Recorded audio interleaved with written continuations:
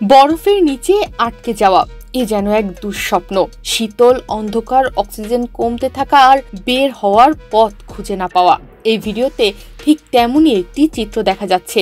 এখানে এই ডুবুরি বা স্কুডাইভার পানির নিচে স্কুডাইভিং করতে গিয়েছিলেন, কিন্তু যখন তিনি পানি থেকে উঠে আসবেন তখনই হঠাৎ দেখেন পানির ওপরে বরফ দিয়ে ঢেকে গেছে, যার কারণে সে কোনো ফাঁকা জায়গাও খুঁজে পাচ্ছেন না যে কোনো কোণা দিয়ে তিনি এই বরফের বন্দি দশা থেকে বের হতে পারেন।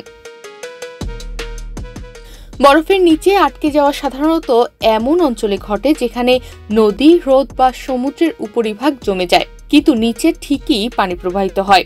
এটি ডুবুরি, স্কুডাইভার বা কায়াকিং করা মানুষ কিংবা দুর্ঘটনাবশত পানিতে পড়ে যাওয়া ব্যক্তিদের জন্য মারাত্মক বিপজ্জনক হতে পারে। বেশ কয়েকটি কারণে স্ক্রুড্রাইভাররা বরফের নিচে আটকে যান। কিছু এলাকায় বরফ পাতলা থাকে, যা মানুষের বা স্ক্রুড্রাইভারদের ওজন সহ্য করতে পারে না। আবার স্রোত থাকলে মানুষকে বরফের নিচে টেনে নিয়ে যেতে পারে, ফলে তারা বের হওয়ার পথ খুঁজে পায় না।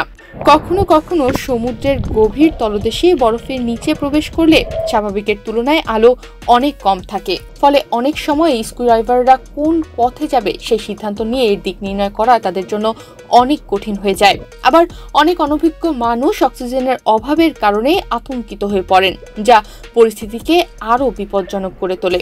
স্কুডাইভিং বা অন্যান্য এক্সপ্লোরেশনের সময় অনেক সময় ডাইভাররা তাদের মূল প্রবেশ পথ থেকে দূরে সরে যায় এবং পানির নিচেই আটকা পড়ে।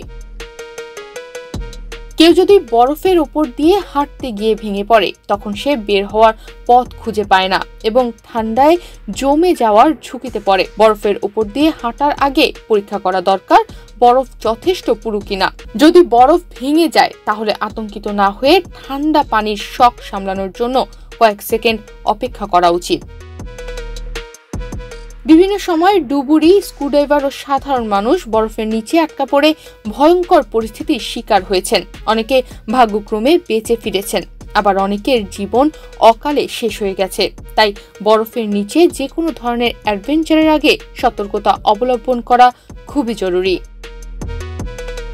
তনিমা রহমান, বাংলাদেশ প্রতিদিন।